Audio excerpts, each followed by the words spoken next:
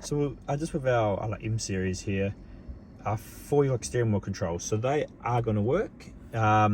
If your car doesn't have a CAN bus, so mainly like older cars, and like the CAN bus is a small little like orange box that will be in your harness when you install the head unit. If you don't have one of those, and you don't have to do the steering wheel controls, because the CAN profile will do it automatically.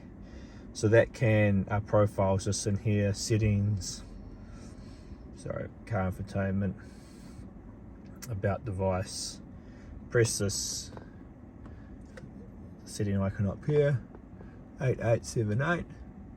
Now if you go into CAN type here, you can see it has our CAN types that we have like chosen. So here we have our Toyota chosen, which is the correct one that we need.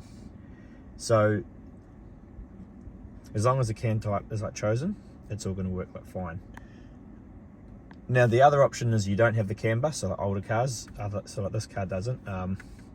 But you can see as I push this, the steering wheel controls are working, the volume's going up and down. Now that is just, you come into here, sorry you don't, you come into like settings, car infotainment, and we've got like steering wheel control here. So what you do is you push a button on here, and it'll start to flash, and you choose something on here for what you want it to do. So for example, if I push